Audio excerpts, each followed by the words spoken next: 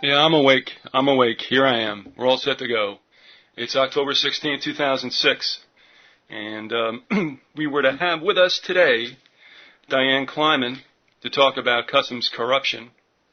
She was with us last Monday, is due to be on with us next Monday, but I did get an email Saturday and Sunday that she's in for surgery right now on this very Monday, so obviously she can't be with us. I don't know the details about it. Looks like she's going to be okay. She said that she's going to get in touch with me tomorrow, so that bodes well for her health issues. So Diane Kleiman will not be on with us today, but she will be back with us next Monday. So you know what that means, right?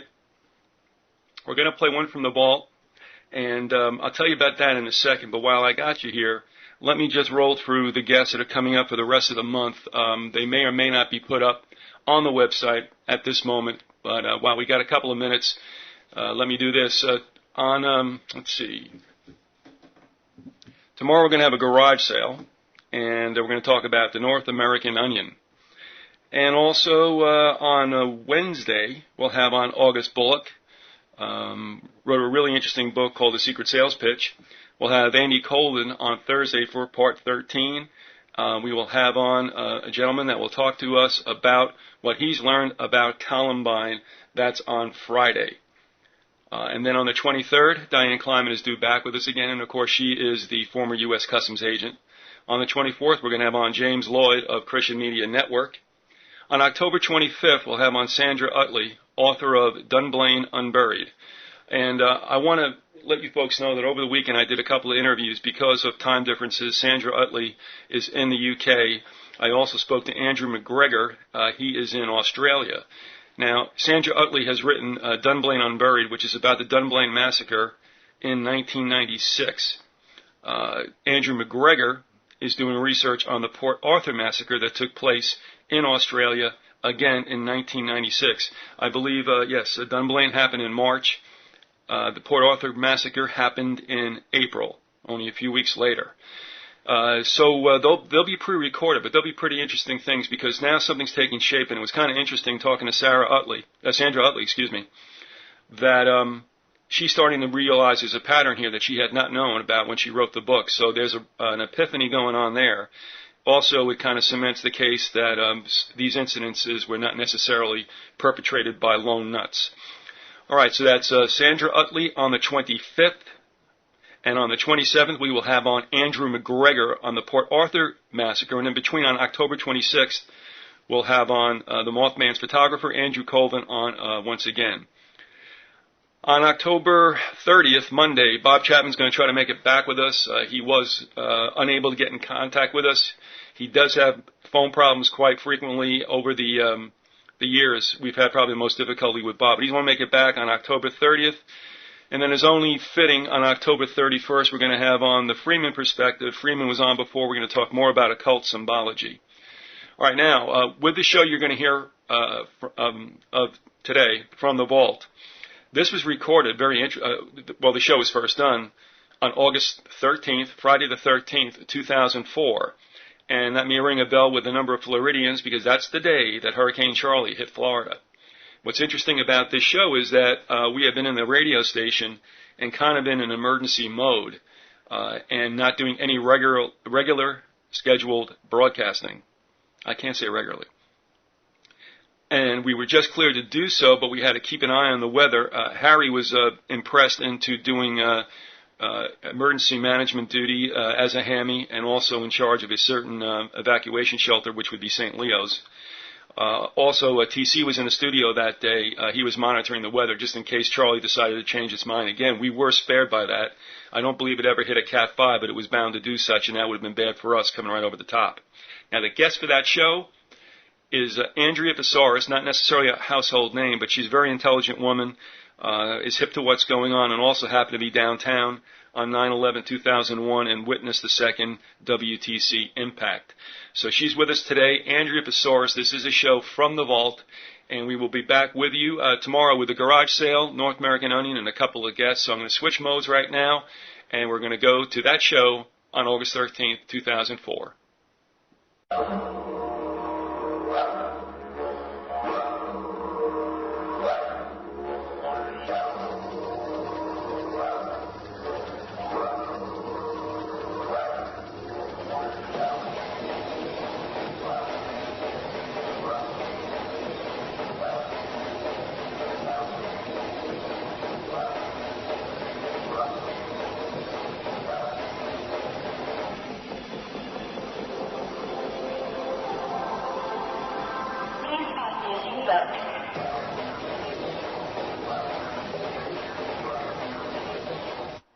Hello again, and I cannot tell you what kind of day this has been and is still being. This is August 13th. Yes, it's Friday the 13th, and it's behaved as such. This is Vyzygoth. Harry is busy doing a couple of things. He's attending to an evacuation shelter, as his wife is. He's also, as his wife is, a hammy, and they're involved, obviously, in getting information out throughout the county. For those of you who do not know and should not necessarily know what's going on down here, we had good old Charlie, Uncle Charlie, yes, who turned. Did we hit a Cat 5 hurricane yet? No. All right. We're between 2 and 3 right now. All right, but it did reach 4 status at one time. It's now over land. We thought the eye was going to come right over us. Over Charlotte Harbor right now. All right. In Charlotte County. But thus far we're okay, though, right? I mean, it looks like we're out of the woods so far. So far. All right, and those things may change, and if we have to interrupt the broadcast to give you late-breaking news with regard to weather, and the one thing we always forget about with hurricanes, and that with them come tornadoes. Mm-hmm. So, at any rate, strap yourself in. It's going to be a wild ride. We'll join our guest in a moment. I'm going to keep her anonymous just for the moment. She is someone who had a very dramatic experience, let's say, on September 11th, 2001, and she knows much, much more. We'll be with her in a minute. And now to our guest, getting a little showbiz out of this. Would you identify yourself for us? Hi, yes. Hi, my name is Andrea Psoras, and thanks, Viz, for having me as a guest on your program and to talk with your listeners tonight. All right, now tell us something. What was your life like in the morning hours of September 11, 2001? It was perhaps a little different than what it had been, maybe a year or two before that. But on that particular morning, I prepared myself to go downtown and go to work where I had only begun working it was about a week before I'd begun working and doing contract work at Merrill Lynch. Maybe I should keep the companies where I've been private, but I just happened to have been in that building. Okay. So maybe going forward, but in any event, so I happened to have. However, financially, I encountered a great deal of pressure, and perhaps we'll share with the listeners how, having been a Wall Street a person who'd worked on Wall Street and in mergers and acquisitions, where typically the salaries are high and people enjoy significant financial prosperity. But my life, however, had gone through some different circumstances, and so I barely had enough pocket change to go downtown that day to be working where I was going to for the people where I was going to work. And as I prepared to leave earlier than usual to give myself enough time to walk, and it was approximately 2.5 miles from where I lived at that point to get to the downtown area, including the Trade Center and the World Financial Center. And we had extraordinarily beautiful weather that day. It was perhaps the most clear and just delightful weather. And as I got into the downtown area where I could see the towers, and they looked spectacular. I mean, they were just, and these were, I wouldn't say they were nondescript buildings. I mean, they were very tall, but there was nothing very particularly attractive about them. Right? They just were extraordinarily tall, and they were these skinny not obelisks, skinny, flat-topped buildings. And although one of them had the radio towers on the top, right. The obelisk it wasn't the AT&T building or the Woolworth building or even the AIG building where I used to work for a number of years, also in the downtown area. And that's also a unique building because that had been owned at one point by City Service, or Citgo Oil, which is a big, had been a former oil marketer in the Midwest. And that was the sister or the twin building, supposedly, to the Empire State Building. But so I wished I'd had my camera, and I'm actually a very good amateur photographer. But I didn't, and I looked at my watch, which I typically ran about 10 minutes ahead of time, and it said 8:45. And I cruised down Vesey Street between 7 World Trade and 6 World Trade, and I cross Vesey Street, or I go down Vesey Street, and then I cross what they now call the West West Street, but I had for many years that I've worked in New York knew it as the West Side Highway. And so I'm in an elevator and I'm headed to the floors where I'm supposed to work. And it's perhaps there's two buildings on the other side of West Street, a block up from where 6 World Trade used to be. And I'm in an elevator, and I arrive at the place where I'm supposed to be, and I have not an altercation, but things come up with the people where I'm supposed to work. And I was a little concerned over this particularly weird fire that had erupted, a personal fire. You know how we have this expression where we have these problems that happen in our lives, and I wasn't certain what the case was, and so I attempted to coordinate with some of the staff at the company where I was working. Not my contractor people, but the staff at the company where my contractors had me working. We get rumor at that point that a plane had hit One World Trade. And I said, what's this? I mean, no planes are allowed over New York City airspace. And for me, it was kind of such an odd thing, and I'm here thinking, it's probably some little propeller plane or something like that just wandered, into our area, and evidently, just how idiotic. But I didn't really take it terribly seriously, because in a way, it's weird, but my personal situation, and we have a propensity to do this, but my personal situation overrode, and at that point, it was only a rumor. We had no idea what had happened to One World Trade. But I figured I still needed to deal with these other things that had arisen in my personal life and my professional relationship for the firms where I was working. And so I went down to the mezzanine level in the building where I was, which is like practically right on the river, right on the Hudson River there. And while I'm standing there and I'm attempting to enter the suite of offices, my contractors for the door. And I'm buzzing, and I think this is really odd. And then it starts to occur to me that perhaps because of the rumor of what happened with One World Trade, they may have left the suite of offices, but it just seems so odd because I had no inkling that supposedly a passenger jet, had hit One World Trade. And then while I'm standing there, this just extraordinarily bizarre, loud screaming of what was a jet engine or a missile, but I did not, in other words, it sounded not quite, but sort of like a commercial jet, but not exactly like a commercial jet engine. And I theorized, I'm standing in this building with these thick walls, but then I realized, I've done enough flying in my life to know that I was not hearing what sounded like the engine of a commercial passenger jet. But I wasn't able to see this object, so I had no way of knowing whether I was even dealing with that or a missile or whatever.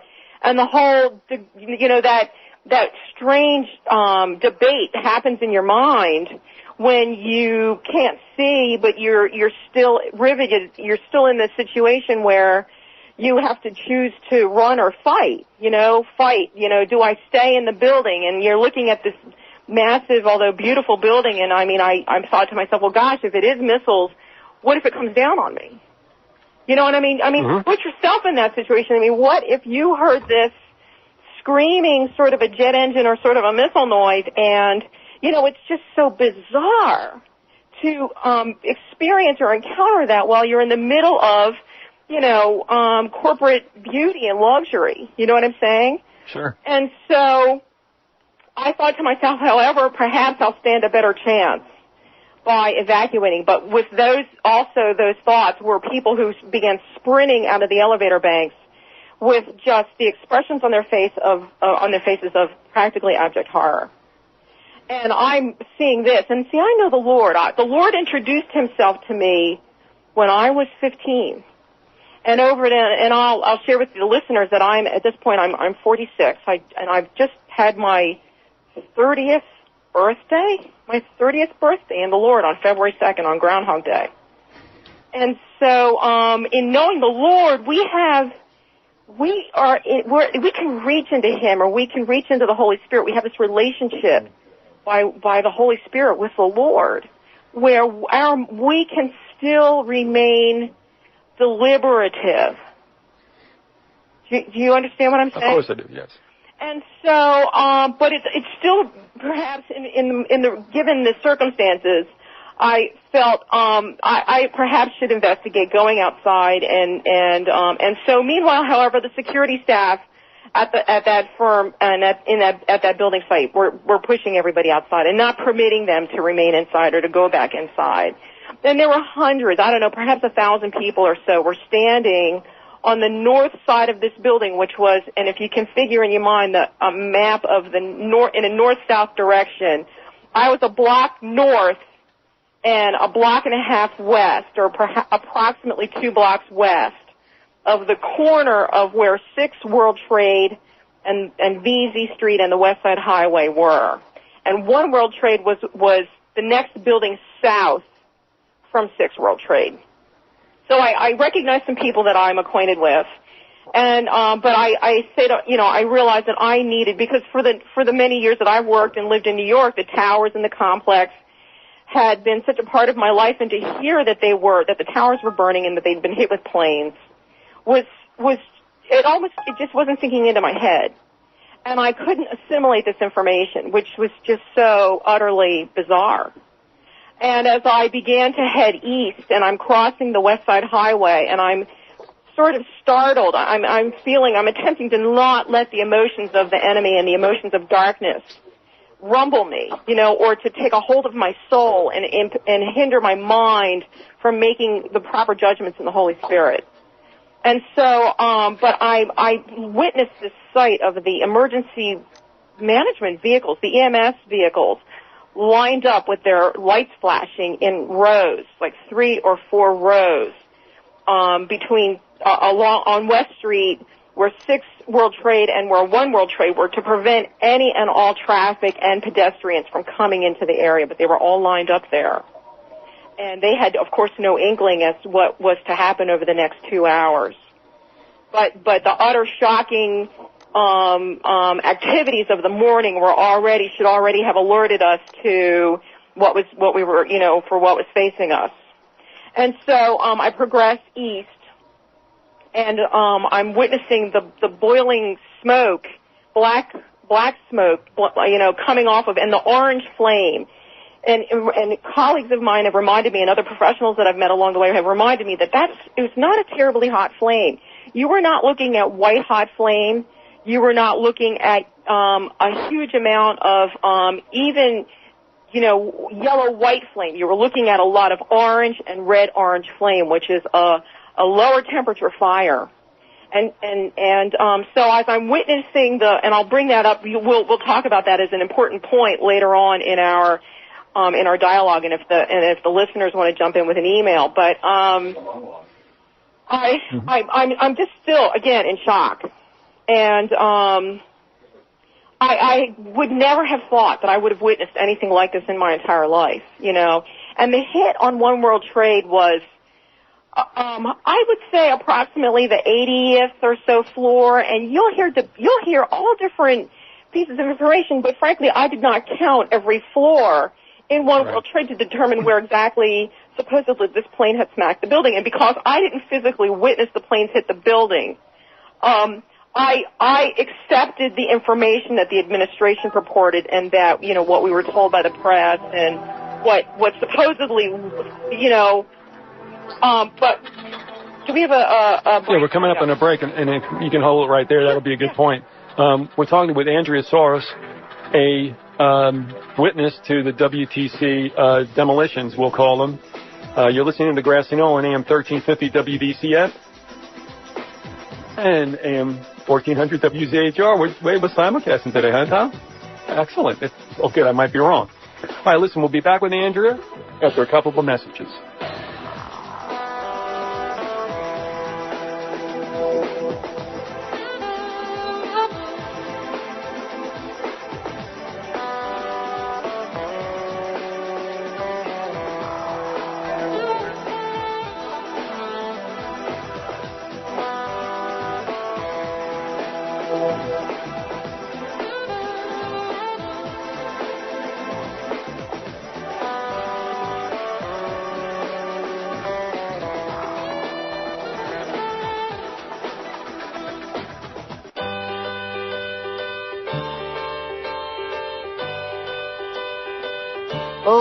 I could hide neath the wings of the bluebird as she sings. The 6 o'clock alarm would never ring. But it rings and I rise, wipe the sleep out of my eyes. My shaven razor's cold and it stings.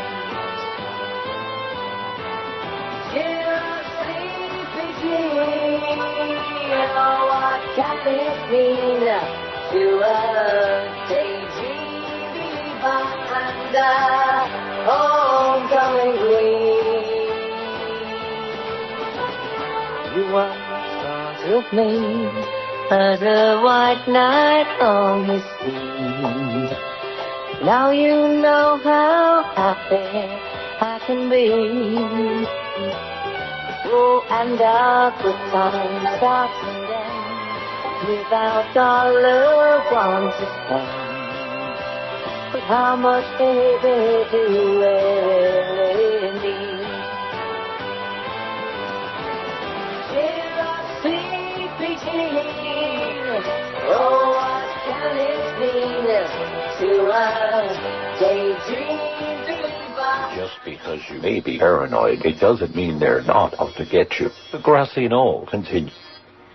Yes, the Grassy Knoll continues despite hurricanes. And we are simulcasting. The reason I hesitated was because we are a triumvirate network, WTAN 1340, WDCF 1350, WZHR 1400, and we've had different programming on at times because of what's taking place here in Florida on this August 13th, which is Charlie meandering about the state. And Andrea, I was remiss in not introducing you to one of the members of our team, shall I say, the Thought Criminal. I would like to think so, anyhow. Say hello to Andrea, Thought Criminal. Hi, Charlie? Andrea. Huh? Hi, nice to meet you. Nice to meet you, I heard Biz say your name a little earlier in the program, and I thank you for including me in the program tonight. Well, you're very welcome. Hey, glad to talk with your listeners. I wanted to remind your listeners they should probably do a web search on the different sorts of satellites that the NRO, which is the National Reconnaissance Office, and probably also the NSA are involved with, because some of these, both government as well as private satellites, are powerful enough to alter weather patterns, and I believe at this point are now powerful enough upon any human interest, like a commercial interest or a secret state interest now, to play with the weather. Well, that's another whole thing in itself. You're right. Obviously, you know it and I know it, and I think maybe Thought Criminal may have gotten some information from me or someone else along the lines. But in 1996, the Air Force wrote a white paper about how they're going to modify. Right. And one of the things they wrote about back in 96 is that, and this was, of course, hypothetical. Well, not hypothetical, but it was future-oriented. They said we would change the weather. One way was by chemical injection into the atmosphere, hence chemtrails. Right. And Andrea, I got to tell you, it warmed my heart so. I guess it was on Thursday as we were battening down the hatches and getting ready for this thing to come around, right? And amongst all these low clouds that broke away, it warmed my heart to know that our military was up there, just chemtrailing the crap out of us up there. Thanks, guys. It's like as if they don't have enough, to waste our money to do. You know what I'm bomb saying? somebody? I know. Yeah, leave us alone. Oh, God. Working on then, bombing people. You know what's interesting? At one point, I stumbled on AF 2025. Exactly. Is that what you're referring to? Yep, you sent it to me, but I had it. You got it. Okay, and I have a feeling you've probably well-informed your listeners on something like AF 2025, so we're probably all on the same page, to use the expression. Right, they may not agree, but they know that it's out there. They can go read it for themselves. They said they were going to do it, and they're doing it. Well, absolutely, and I think that although perhaps at that point it was purported to have been, or continues to be purported to us to be, a theoretical piece, I think if you look at everything that's happening around us, I think it was the airport's part of, or fitting into this whole process that the New World Order is attempting to do. But as Alex Jones has indicated, he said if even 1% of the Americans rise up well-informed and push back against the tyranny, it will fold, because a lot of it is the illusion. Well, only about, 3 to 5% of the colonists? Yes. Oh, gosh. Well, that's a good point, But, for all intents and purposes. Our Constitution hasn't been, there's been so many ways it's been eroded. But as far as we know, and yes, it's true, they have continued to chip away at rule of law and continue to chip away at the republic. However, to we who still understand, it's what we've got to work with.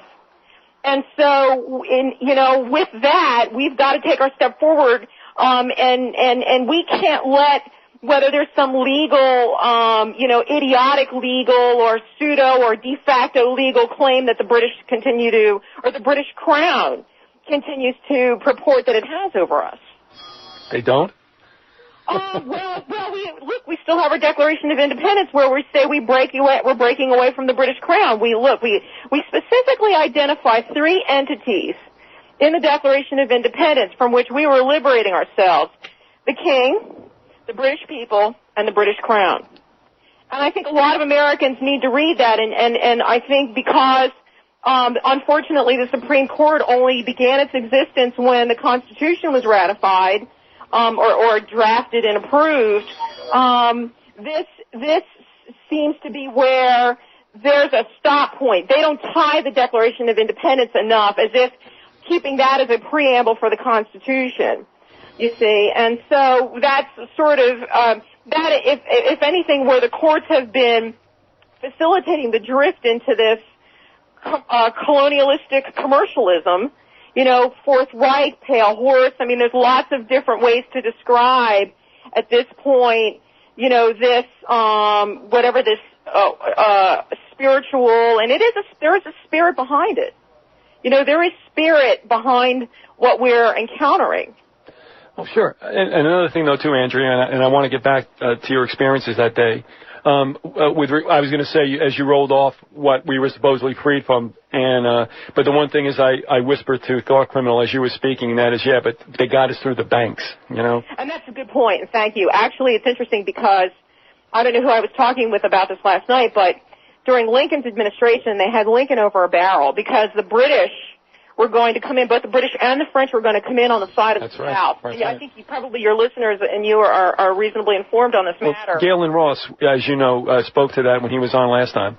Yeah, absolutely. And you're right. I mean, I hadn't done enough reading on Skull and Bones, but I was aware because my experience on Wall Street has been with respect to the banking and financial sector. One of my pastors gave me Griffin's The Creature from Jekyll Island. Right.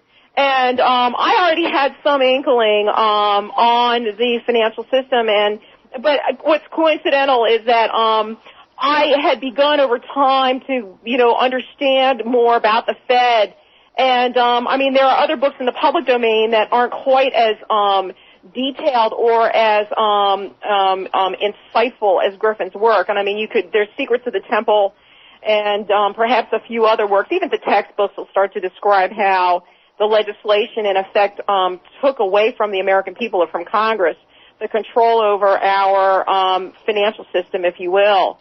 But yes, Lincoln was over the barrel, and we'll circle back to my experience, on that day, and we'll talk more too about my experience on Wall Street and what I've had to deal with being a Wall Street whistleblower. All right, let's do that when we come back. Pick up where we left off after the first break. Okay. Had a nice little digression there, and there's no problem with that whatsoever. It's a great topic. We're talking to Andrea Psoras, who was a eyewitness to the demolitions of the WTC, and she knows a whole lot more, and we're going to find out about that in the coming hour. You're listening to The Grassy Knoll with Vyzygoth and Thought Criminal. All right. We'll be back after a couple of messages.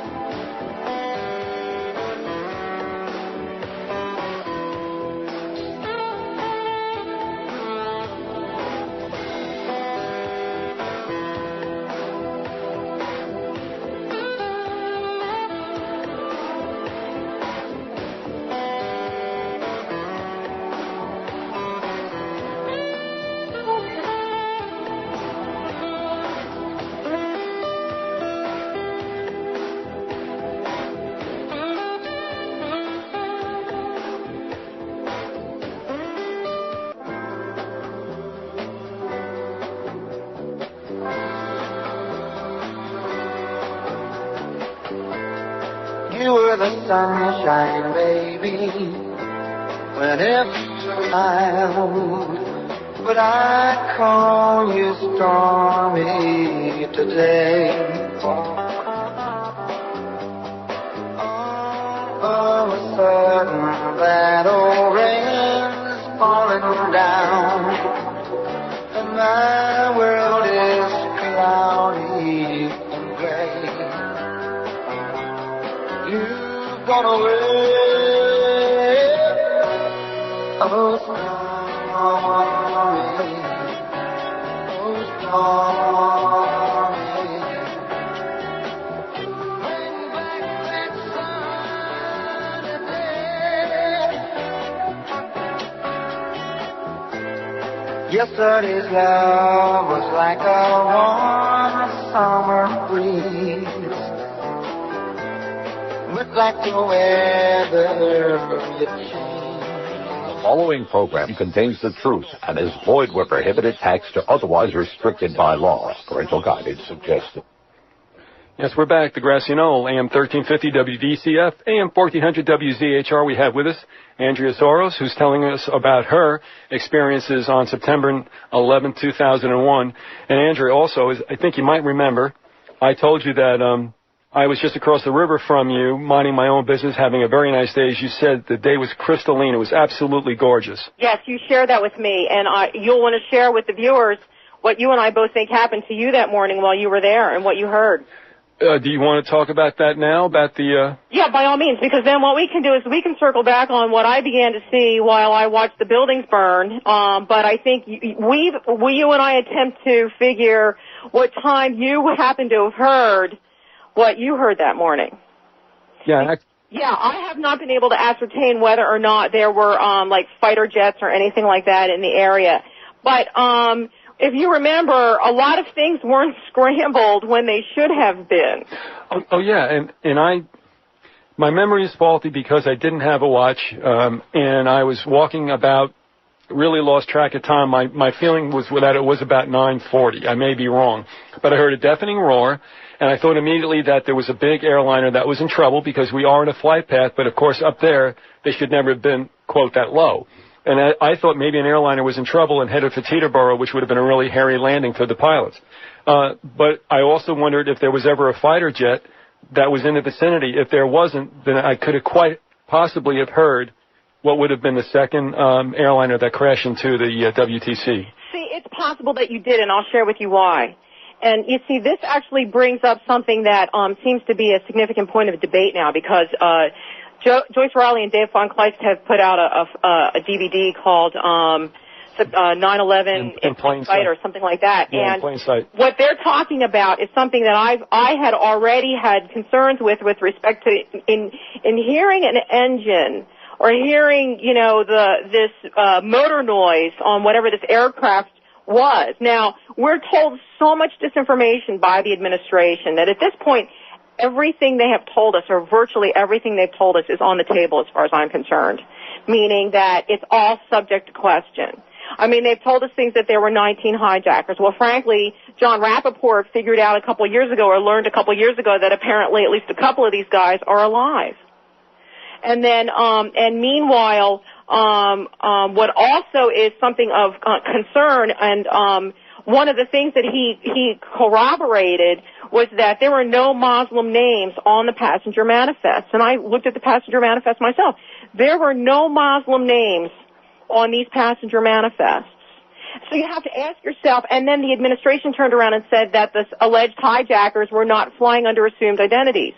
Well, this all is so odd, you know? And so then if you start to put together all the mosaic pieces of this mosaic puzzle, when the airlines came out from the get-go and wanted protection so that they couldn't be sued, and I coincidentally heard through the grapevine from a woman who had worked as a flight attendant for the airlines, that the alleged hijackers allegedly had flight uniforms. They had airline staff uniforms. So this means that the people were not walking through the passenger gates.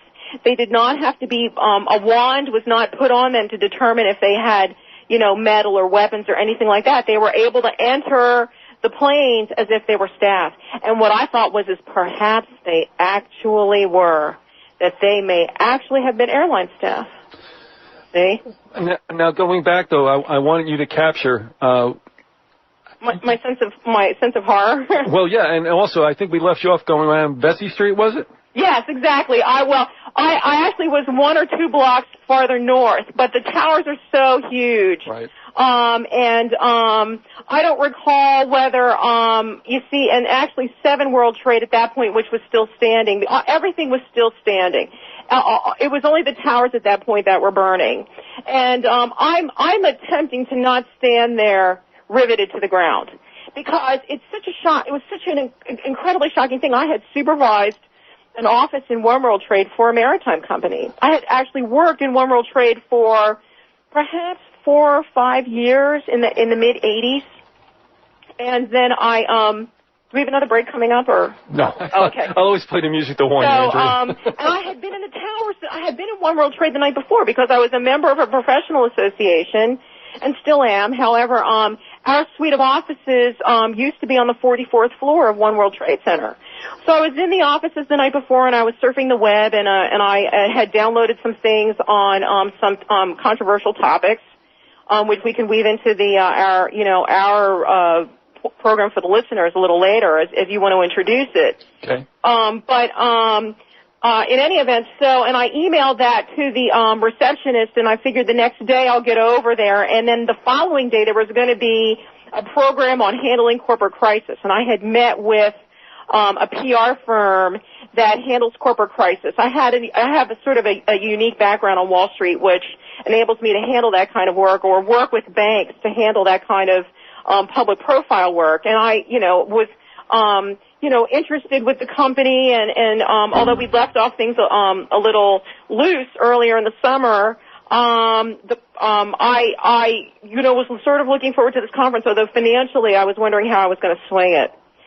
So, meanwhile, however, it was just sort of a shocking thing, and under lots of different circumstances, except by the grace of God, I would have been in the towers that morning. I would have been in the towers perhaps for meetings. I would have been in the towers to shop at the local drugstore chain. Mm-hmm. You run the scenario. Having worked and lived in New York, having had a life fairly involved, my eyeglasses, my optometrist. Eyes on the World used to be in the concourse of One World Trade Center. And I'll share with your listeners, the Friday night before I was going to go meet up with a friend, and as I was headed back home that night, I walked through the concourse, and something alerted me to think about Eyes on the World, my eyeglasses shop. And as I looked for the place in the concourse where Eyes on the World I knew to be, and it wasn't there. And then something crashed through my thoughts and asked me or inferred to me, what if it's not there? And I remember thinking back to it, Eyes on the World or something bigger than that, and not there meaning, well, Eyes on the World also is located in Greenwich Village, and then I remember thinking of something much more ominous in the thoughts.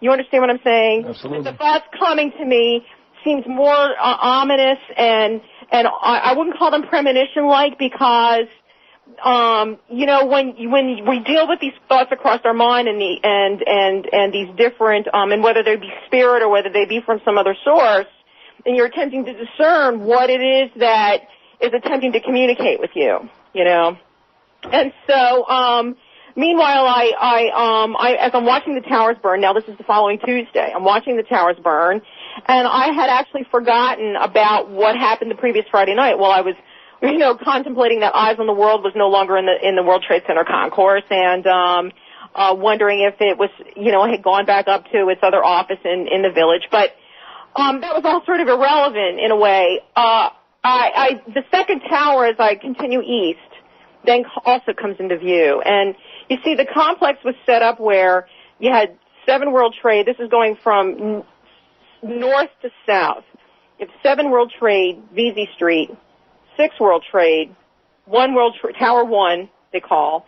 You had a hotel, which had been trashed during the '93 explosion. I I'm pretty certain it was, our black baggers like CIA, and they used, whoever they wanted to use, and they painted it to have been, quote unquote Islamic fundamentalist terrorists. But, it just fits the scenario of what we know to be happening. And, and then there was two World Trade.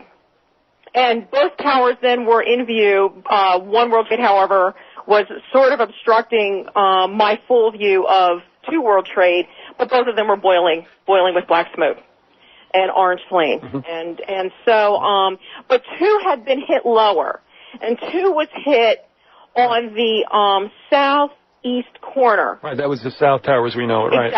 Exactly. And now I'm told over the years since this has happened, I'm told, number one, and my knowledge of commercial aviation is that that's a very difficult turn to make coming down the Hudson Valley, to make that kind of left 90-degree turn where you hang a left at the World Financial Center and then you trash the planes into the towers. They don't do that very often, yeah. Well, keeping in mind that, they make this big deal about these supposed Islamic types who were taking flight training at some school down in your area, in the Orlando area, and commercial aviators say, that's extremely difficult to do with big jets, and where an inexperienced pilot would really not be able to do that. Right. That's all. That whole thing was for show. We all know that.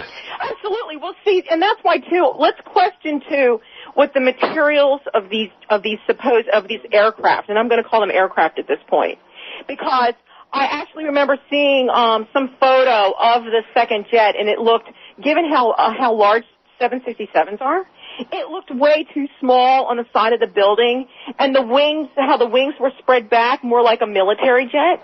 You know what I'm saying? Well, let me share you something with this. When you made an allusion to Van Kleist's movie 9/11 in Plain Sight. Let me just share you what the News with Views article said about a viewing of that movie out in Sacramento not too long ago. It's dated August 13th, 2004. It says, other footage includes several women who had a very clear view watching the second plane hit and were yelling, that wasn't American Airlines. It wasn't American Airlines going into that building. And that's just one of the things that I would share with you. And real quickly, another one, and this is very indicting. Did you ever hear of a gentleman by the name of Mark Bernbach? I've not heard of. Okay, go ahead. He's an employee of Fox News. Yes, I've heard it mentioned that he was broadcasting live on the spot. That's right. I think he's an ex-employee of Fox News, by the way. So I've heard, too, and apparently he can't be reached right now. So paraphrased, it says, Bernbach was close to the path of the second plane and had a good long look at what he describes that was not a commercial airliner. The plane that hit the second tower had no windows. Bernbach was very clear about that. The plane had some kind of blue logo on the front near the nose and looked like a cargo plane. This point was driven to the viewer several times, along with the comment from this Fox employee that, quote, this plane wasn't from around here or anything you'd ever see take off from the airport, unquote. There you go. You know what's amazing is that, Jim Mars... Here or anything you'd ever see... recall whose program he was on Dave Von Kleist and Joyce's program, or whether he was on Alex Jones' program recently. However, Jim Mars was observing that, or it might have even have been Jack Blood, but he was observing about how the description that, and apparently he has a book also on all of this, but that this was not a commercial liner, and it confirmed that what I'd observed about the engine noise. Okay? Mm-hmm. And what my suspicion is that Lockheed Martin was probably in the Energy Task Force meetings. Norman Mineta had been one of the holdovers from the Clinton administration after, where he was, pinpointed or targeted to have a seat at the table after he had worked for Lockheed Martin for 5 years and had learned probably all their technology. So you had the combination of Sandy Berger in the Clinton administration, who had been a trade attorney before Clinton made him his national security advisor. So here, Lockheed Martin had been caught in the late winter. Do we have music coming up? Yeah, finish your thought. We'll go. Okay. Well, here, Lockheed Martin was caught violating export licenses, or at least one export license, by selling sensitive technology, radar technology, I think, to China, to the People's Republic of China. That's why we love them. So put it all together. That's right. You're listening to the Grassy Knoll on AM 1350 WDCF, AM 1400 WZHR in the towns that still exist after Charlie's passing by, and that's Dade City, Zephyr Hills. New Tampa. What would that be? That would be New Tampa. All right, we'll be back after these messages. Stay with us.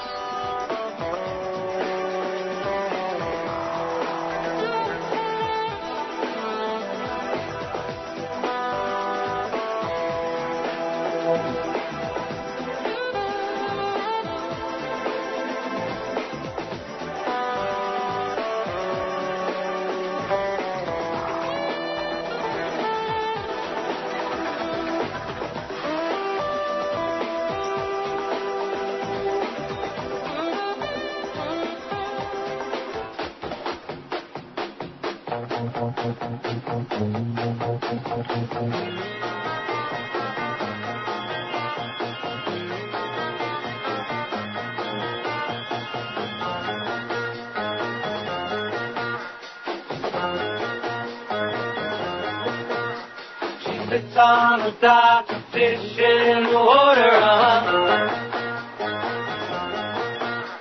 I don't know her name, she's a fisherman's daughter, Come on down to my boat, baby. Come on down where we can play. Come on down to my boat, baby. Come on down, we'll sail away.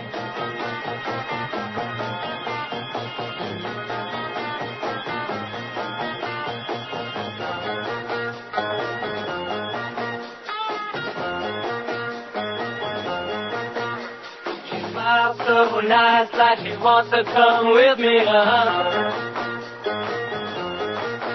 But she's tied to the dock and she can't get free.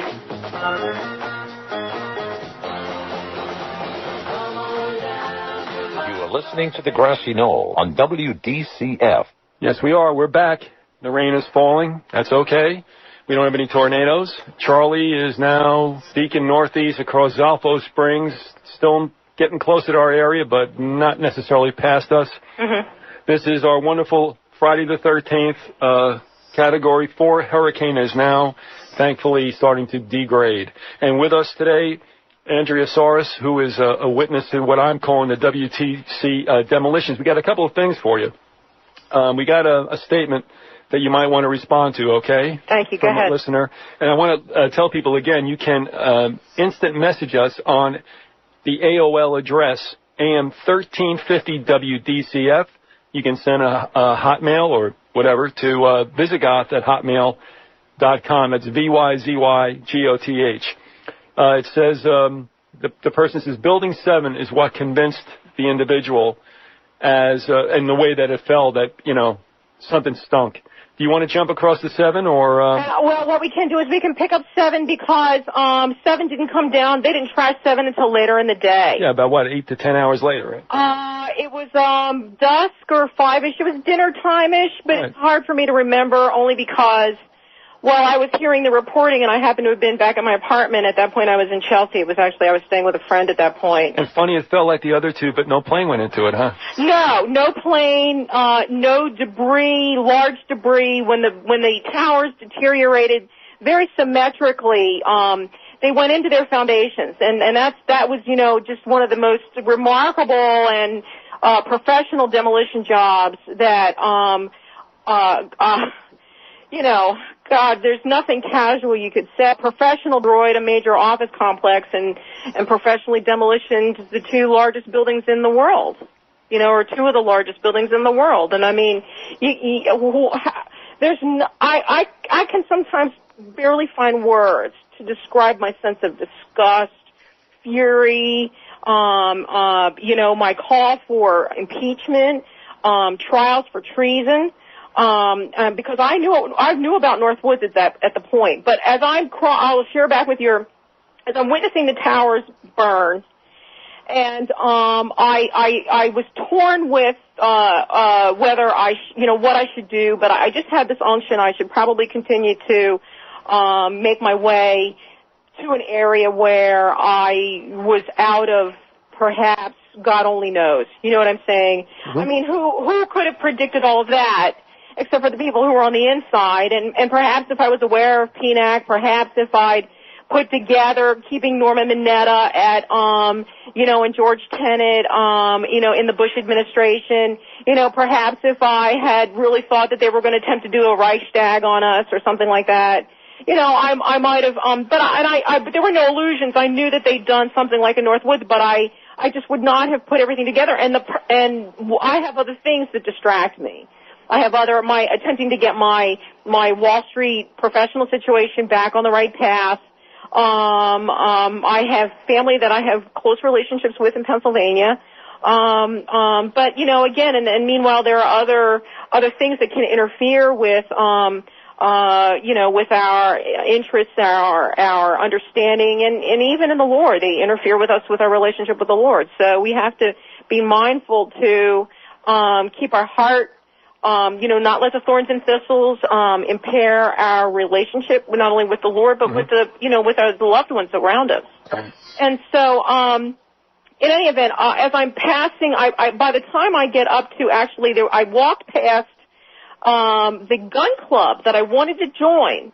And I had been earlier this summer.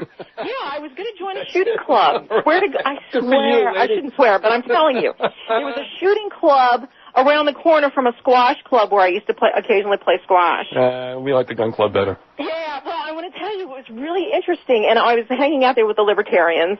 And we met a guy who was a member at that shooting club, and coincidentally was NYPD, and he was also an attorney, and he was going to help us if we wanted conceal and carry licenses, which are extraordinarily difficult to have in New York. And in the Lord, I don't need to do that. I mean, owning a gun to do like sports shooting or whatever with it versus, conceal and carry wasn't something I needed to cross over with. And so I had filed that away. However, I crossed, right where the shooting club was, and there was a huge hunk of debris. And Webb Ferry and I have had this debate over Webb Ferry, who's a reasonably respected researcher. Good old Rosalie, yeah.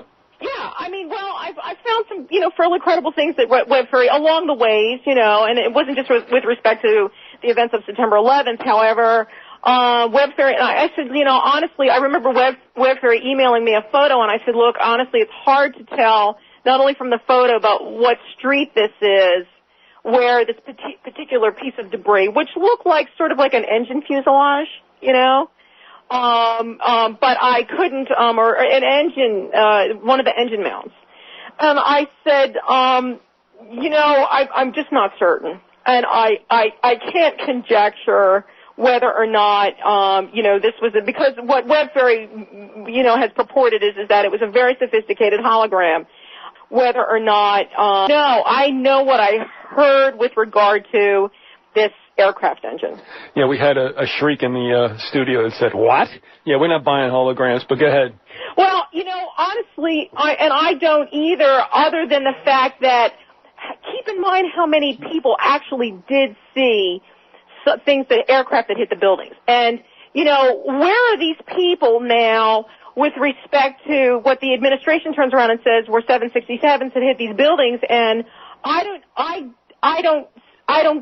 buy into that at this point. You see, even though I didn't see what hit the buildings, I can't buy into that. Did you did not see any of the strikes, but you heard the second craft? I heard the second jet, and I'm going to tell you, I did not hear the second jet hit the building. But because it was weird. I heard the motor of the second aircraft, but it's like all of a sudden it just passed, and that's really bizarre because 767s, these passenger jets are huge. And I mean, yes, of course, One World Trade and Two World Trade both each took up one city block each. I mean, each had their own zip code numbers. Because you had like more than 25,000 people working in each building. Right. Oh, by the way, Andrew, do you know definitively what the total capacity could have been of workers in both buildings? Well, that's a good question. I hear numbers between 50 and 100,000 people, but I do know that the buildings were leased more than 90%. Oh, whoa. All right. Okay, so, I mean, at that point, we were sort of in a doldrum. The market had cratered, around the summer of 2000s, the bubble started to burst. And things on Wall Street were terribly quiet when the Bush administration first got in. And so as I had passed the shooting club where I wanted to join, and I get to Broadway. I get to a block or two below City Hall, where Mayor Bloomberg's office now is. But I'm standing there, and I hear this deep rumbling coming from the vicinity of the foundation of Six World Trade. And I know the complex well. I mean, remember, I'd worked there, but I'm hearing this deep rumbling, and at this point, I know for a fact there are no fault lines in the bedrock underneath the complex.